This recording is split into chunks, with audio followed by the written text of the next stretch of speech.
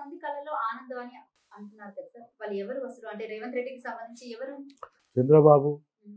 చంద్రబాబు కళ్ళల్లో ఆనందం చూడడం కోసం రేవంత్ రెడ్డి ఆ పని చేసిండని కోడే కూస్తున్న సమాజం ఎవరి విషయంలో? అందరు నాగార్జున చెప్పుకుంటారు. విషయంలోనా? అంతే మరి. హ్మ్. లేకపోతే ఏమున్నదాడ? హ్మ్. లేకపోతే ఏమైనా ఉన్నదా? హ్మ్. ఏం లేదు. దాంట్లో ఏమి కొత్త విషయం ఏం కాదు. ఓ అందరికీ తెలిసిన విషయమే ఇది. రైట్. మీరు ఇందాక మాట్లాడుతూ ఇందాక ఆ! వాళ్ళు చెప్తున్నారు బయట వాళ్ళు వీళ్ళు. లోకేష్ అట ఏదో ఒక రెడ్ బుక్ పెట్టుకున్నాడట. నేను అక్కడికే వస్తున్నాను. ఆ ఆ రెడ్ బుక్‌లో నాగార్జున పేరుందట. ఇంకో పేరుందట. ఇంకో పేరుందట. హ్మ్. ఇప్పుడు మాడ పోయిండ్రు. జగన్మోహన్ రెడ్డిది అదేదో ఉండే కదా! అదేంటిది? Lotus pond. Lotus pond. హ్మ్. ఆడ పోయిండ్రు చేయి పెట్టిండ్రు. హ్మ్. మూతి పనులు అలగొట్టుకున్నారు. హ్మ్. ఇక్కడ పోయిండ్రు ఏలు పెట్టిండ్రు. కోర్టేమో స్టే ఇచ్చే. హ్మ్. ఏమొచ్చాయి ఇప్పుడు? ఇప్పుడు కోర్ట్ స్టే ఇచ్చినా కూడా దాన్ని పగలగొట్టారు కదా సార్. పలగొట్టిండ్రమ్మా. హ్మ్. కోర్టు అయితే ఇంకా తదుపరి చర్యలు హ్మ్. చేయొద్దనే కదా అంటే హ్మ్. ఆ భూ ఆ ఆ ఆ విస్తీర్ణాన్ని ఏదైతే మీద అంటున్నారో హ్మ్. దాని మీద ఎలాంటి చర్యలు చేపట్టొద్దు. హ్మ్. ఇక తదుపరి చర్యలు. హ్మ్. అయింది. హ్మ్. అక్కడి నుంచి ఇంకేం చేయొద్దు. ఆడ హ్మ్. ఆడ కూల్చిన దాన్ని తీసుకుపోవడో, శుభ్రం చేసుడో ఇంకేం చేయలేరు ఇక. చేయడానికి అవకాశం లేదు. అందుకనే మేమేమంటున్నామంటే మీరు హైడ్రా పేరుతోటి ఏదైతే బడాబాములు విలాసవంతమైన ఉన్నారో నీ ప్రభుత్వంలో ఉన్న వాళ్ళు ఎవరైతే ఉన్నారో నీ ప్రభుత్వ కార్యాలయాలు ఏవైతే చెరువులు నాలాలు లేకపోతే ఎఫ్టీఎల్ బఫర్ జోన్లో ఉన్న వాటిని ఫస్ట్ వాటి మీద మీ ప్రభుత్వం యొక్క వైఖరి ఏందో చెప్పండి. నెంబర్ 1. నెంబర్ 2, నీ ప్రభుత్వంలో ఉన్నటువంటి నీ ముఖ్యమంత్రి, నీ మంత్రులు, నీ ఎమ్మెల్యేలు వాళ్ళ విషయంలో మీరు తీసుకోబోయే చర్యలు ఏంటియో చెప్పండి. హ్మ్. అదేవిధంగా నీ పార్టీ అభిమానులుగా నీ పార్టీ సపోర్టర్స్గా నీకు డబ్బులు ఇచ్చేవాళ్ళు కానీ నీకు మంది బాగదులుగా ఉన్నవాళ్ళు కానీ నీ భజన పరులు కానీ వాళ్ళ పట్ల మీ చర్యలు ఏంటివో చెప్పండి. ఇవన్నీ చెప్పిన తర్వాత ఆయన ఎప్పుడు మాట్లాడతాడు కదా, ఓ మగతనం మొగోడు అది ఇదని, అప్పుడు అవి మాట్లాడాల. ఇవాళ వాళ్ళు కనుక కూల్చదలుచుకుంటే చర్యలు తీసుకోదలుచుకుంటే ఆయన కమ్మోళ్ళు అమ్మలు వాళ్ళే అన్నం నేర్పిండ్రు తిననేర్పిండ్రు అది ఇదని మాట్లాడండి కదా పెద్ద పెద్ద మాటలు. ఆ కమ్మ గురువు అయినటువంటి రామోజీ ఫిలిం సిటీలో 4 చెరువులు ఉన్నాయి. రేవంత్ అన్న నీకు కావాలంటే వివరాలు ఇస్తాం. మేము రాసిన దగాబడ్డ తెలంగాణ పుస్తకంలో ఆ వివరాలన్నీ పొందుపరిచినము.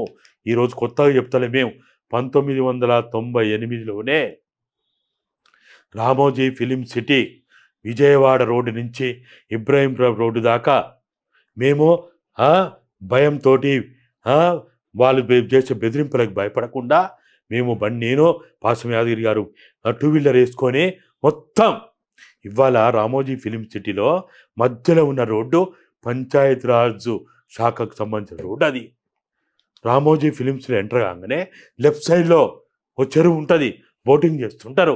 ఆ చెరువు ఎవరిది? నీ గురువు కళ్ళల్లో ఆనందం చూడడానికి ఏదైతే నీ పనులు చేస్తూ ఉన్నా కదా, నీ గురువు చెప్పి మరి రామోజీ ఫిలిమ్స్ కూల్స్తావా? దమ్ముందా? నేను అన్నట్టు మొగోడివి అది ఇదని నేను అనలేను కానీ నీకు దమ్ముందా? అట్లనే గండిపేటలో ఉన్నటువంటి ఎన్టీఆర్ ఎడ్యుకేషనల్ ట్రస్ట్ అది గండిపేట చెరువులో ఉంది. ఆ 111 పరిధిలో ఉంది. చర్యలు తీసుకుంటావా? ఇక్కడ హుసేన్ సాగర్ ఆనుకొని ఎన్టీఆర్ ఘాట్ ఉంది, నువ్వు కూలుస్తావా? రా, చేత అయిద్దా? కాబట్టి ఈ ఒక్కరోజు భాగవతానికి మూతి మీసాలు కొరుక్కున్నట్టు చేయకు. ఇల్లరకగానే పండగ చేసుకున్నట్టు కాదు. నువ్వేదో ఇవాళ మా అందరికి తెలుసు నువ్వు పులి బోన్లో ఇరుక్కున్నావు, నువ్వు బయటికి రాలేవిగా. బయటికి రావడం నీ తరం కాదుగా. నీవు మర్చిపోయినా నీవు వదిలిపెట్టినా ప్రజలు మాత్రం ఖచ్చితంగా ఇవాళ మీడియా చేసిన గొప్ప పని ఏంటంటే అందరి బతుకు తెరువులు అందరి దొంగ పనులన్నీ బయటపెట్టారు.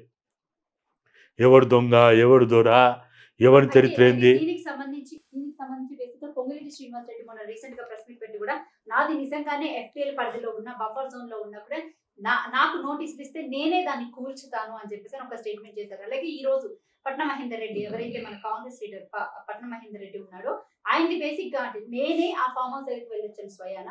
అక్కడ ఏదైతే బఫర్ జోన్ లోనే ఉంటది, చెరువు దగ్గరలోనే దాన్ని కట్టుకోవడం కూడా జరిగింది. దాని మీద పూర్తి పర్మిషన్స్ అన్ని ఉన్నాయని తను ఆ పర్మిషన్ లెటర్స్ అన్ని కూడా ప్రెస్ మీట్ లో చూపెడుతూ మరి మాట్లాడారు. ఈ రోజు నోటీసులు ఇస్తే నేనే కూల్చుతాను అంటారు. మరేంటి నోటీసులు ఇస్తారా అసలు? ఇప్పుడు వీళ్ళందరూ మాట్లాడి నేను కూడా చూస్తున్నా. పొంగులేటి శ్రీనివాస్ రెడ్డి ఒక తేనె పూసిన కత్తి. ఆయన ప్రెస్ మీట్ నేను కూడా చూసిన. చాలా పెద్ద పెద్ద డైలాగులు కొట్టాడు. అయితే నేనేమంటున్నా అంటే ఆయన మాటల్లో చూసిన, మీరు కూడా చూసి ఉంటారు.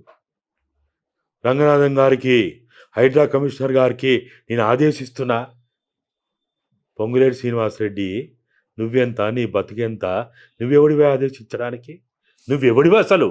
అంటే నువ్వు ఆదేశిస్తే కూల్చాలి, నువ్వు ఆదేశిస్తే కూల్చొద్దా? అసలు నువ్వెవడివి?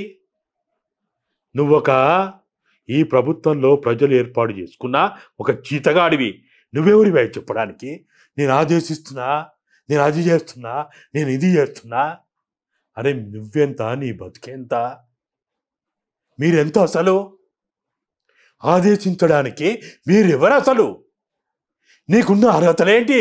మీరొక ప్రజలు ఏర్పాటు చేసుకున్న ప్రభుత్వంలో ఒక మంత్రిగా జీతగానిగా పనిచేయాలి. నువ్వెవరివి ఆదేశించడానికి? నీకేం అర్హత ఉంది? నీకేం హక్కు ఉంది?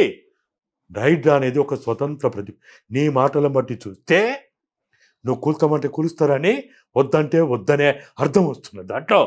కాబట్టి ఓ తేనెబూసిన కత్తి పొంగులేటి, నీ మాటలు బంద్ చేయి, ఇటువంటి డైలాగులు బంద్ చేయండి. మీరెవరే అసలు? మీకు ఒకవేళ దమ్ముంటే, చిత్తశుద్ధి ఉంటే, చీమునెత్తులుంటే, ఒక అమ్మా నాన్నకు పుట్టిన అనుకుంటే మీరు చేయాల్సిన పని ఇరిగేషన్ డిపార్ట్మెంట్ని, జిహెచ్ఎంసీ డిపార్ట్మెంట్ని, ఇంకా హైడ్రా డిపార్ట్మెంట్, స్వచ్ఛంద సంస్థని తీసుకొని నీ ఫామ్ హౌస్కి తీసుకుపోయి, అది బఫర్లో ఉందా, ఎఫ్టీఎల్లో ఉందా, చెరువులో ఉందా అని నీ చిత్తశుద్ధిని నిరూపించాల్సింది నువ్వు కాదు. నువ్వెవడివే చెప్పడానికి? నా మీద నేరం మోపితే నేను నేరస్తుని కాదని నేనే సర్టిఫికేట్ ఇచ్చుకుంటానా? నన్ను మర్డర్ కేసులో పెడతారు.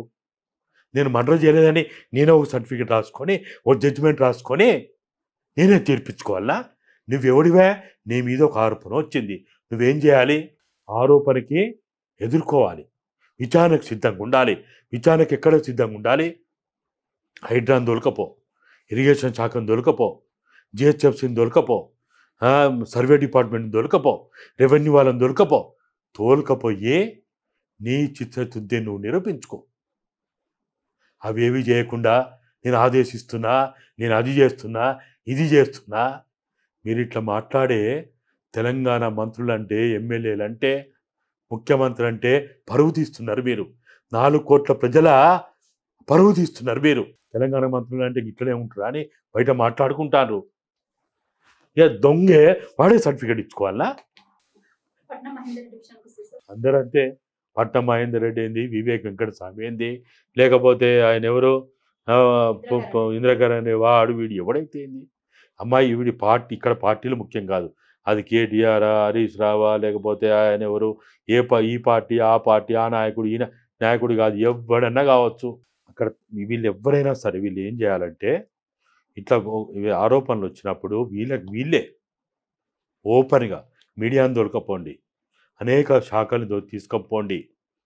ఇప్పుడు నాకు ఏదన్నా నా భూమి ఏదన్నా అటు ఇటు అయిందన్నప్పుడు నేను సర్వేకి లెటర్ పెడతా కదా. నా భూమి వచ్చి సర్వే చేసి నాకు సరిహద్దు రాళ్ళు ఏమని, నా బౌండరీ ఫిక్సప్ చేయమని అంట. ఇవాళ నీ మీద ఒక ఆరోపణ వచ్చింది, నీ బౌండరీ ఫిక్సప్ చేయమని నువ్వు ఒక లెటర్ పెట్టు. మీ సేవలో ఒక 30 రూపాయలు 50 రూపాయలు కడితే ఒక అప్లికేషన్ పడేయి. ఈ డైలాగులు ఎందుకు? ఇంత పెద్ద చర్చ ఎందుకు? దమ్ముందా, అది ఉందా, ఇది ఉందా, ఇవన్నీ మాటలు ఎందుకు?